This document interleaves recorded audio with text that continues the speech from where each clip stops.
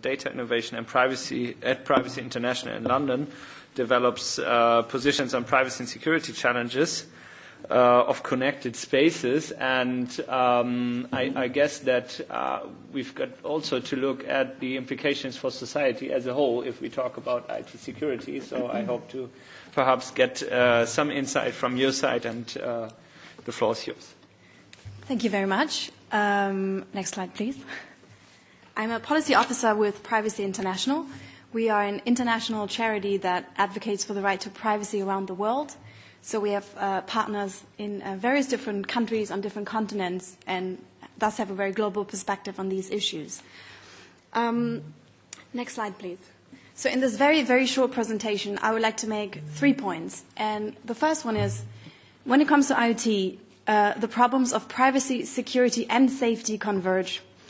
And these problems are not the exception, but the norm. The second point I want to make is that we identify the main challenge as information asymmetry.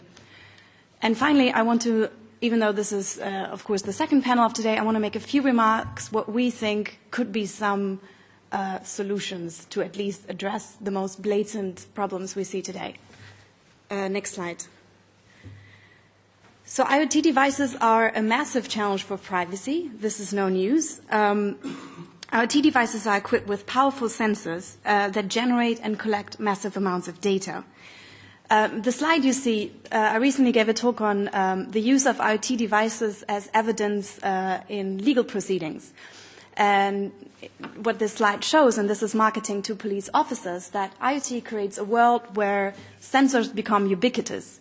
Everything you do, not just speech, but also behavior, is datafied, stored, and potentially traceable. So we know, is that one better? Sorry. We know that IoT devices create a lot of data, but I think what is often forgotten to mention is that IoT devices are also leaky.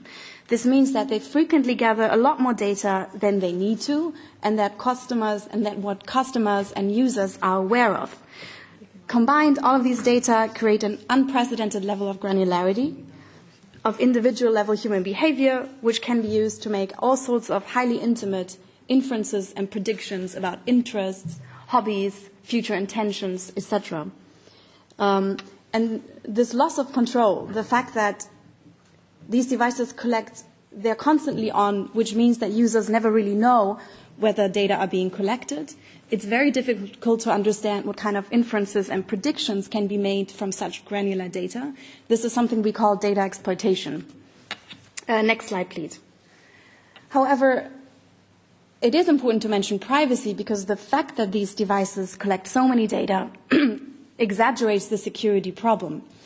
What you see here is an example from Android. This is not a week passes by with a news story that explains that an IoT device has been hacked. Kyla has been mentioned, but also baby phones and smart home devices have been in the news. What you see here is a graph from a well-known study by the University of Cambridge that was published in 2015. So this is well known.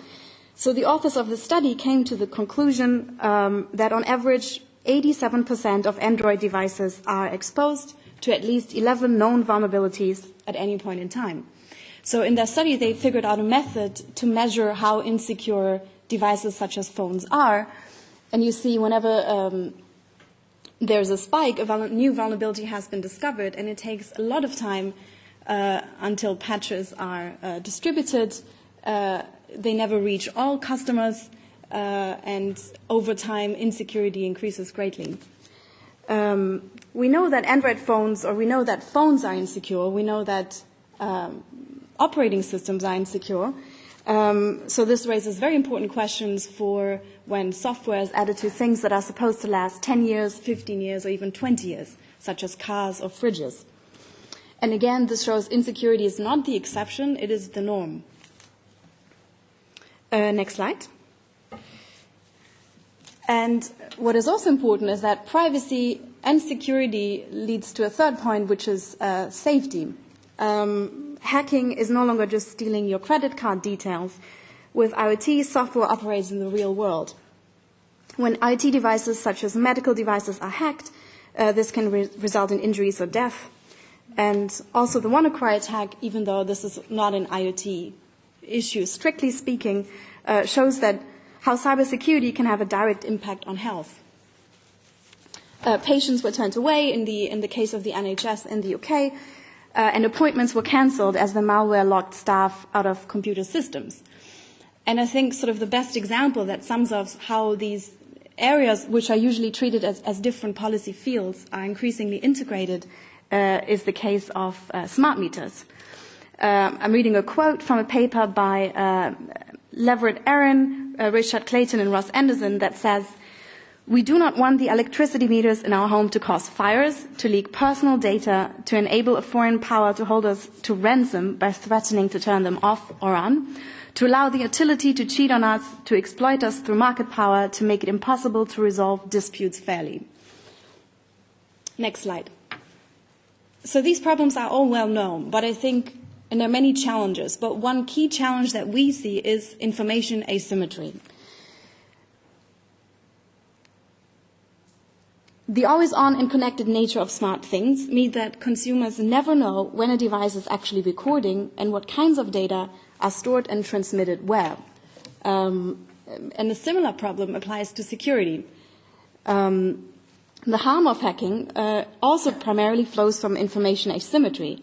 The vendor is not told of the exploit, the victim cannot detect the harm until it is too late. Civil society counter-hacker does not know what exploits a government will deploy against them, and attackers do not know what defenses await them. So the entire system is characterized by a complete asymmetry of information. Next slide. So there are a couple of things that we find European regulators and institutions can do. And as Professor Helmbrecht mentioned earlier, this is a very complex topic, and we do not claim that these solutions solve the problem, but they could be a start. We recommend that the EU updates the Product Liability Directive to include services and systems that are a mix of products and services. And the reason why we're saying this, we're going through a legal review, so this is not a final position, but the rationale behind this is that when a vendor currently sells a dangerous or defect car or any other physical product, liability is established without question.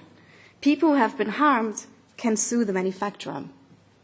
However, the moment we add software to a thing, product liability is either extinguished or it applies arbitrarily in ambiguous ways. So firmware is included, but if you use a service, for example, a cloud service such as Google Maps, etc., this is not covered. So this is nonsensical in a world where physical devices routinely interact with online services. If you sell a product with a default password admin, for instance, a security breach that results in harm is clearly foreseeable. In fact, we believe that if your product contains a vulnerability that can be found with a tool that exists at the time of product release, this constitutes a defect or at least a dangerous product.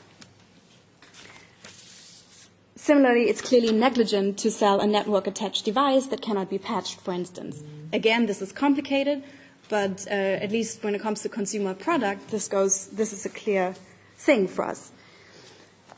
We believe that liability rules align incentives, they reduce information asymmetry, they establish trust, and they also prevent actors from externalizing risks to third parties.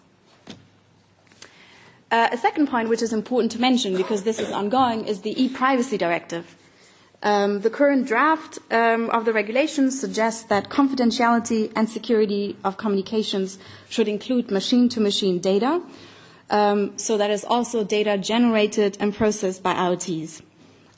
This is clearly welcome. However, it needs to be further fleshed out in the proposal.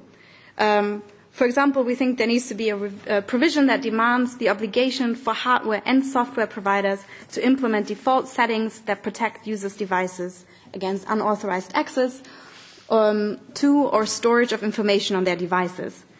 Privacy by design and by default, both of the hardware and software used in IoT, would be a significant step that could already be established.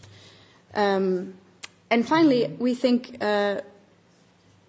what the WannaCry attack shows is the importance of security research and ethical hacking, or ethical security research.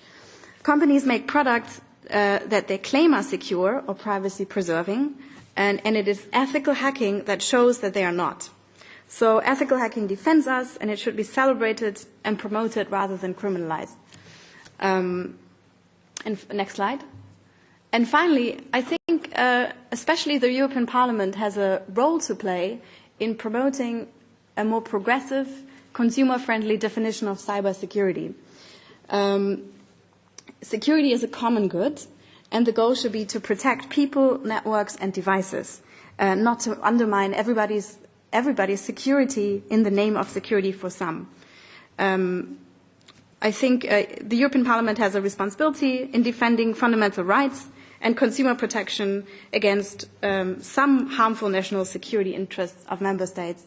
And I would also like to add that we also have a hacking principles which will come out in the next month, where we define what the problems are with some of nation-state hacking, and that there needs to be very clear rules, because this is indeed a threat to IoT security. Thank you very much, Frederike Kaltheuner.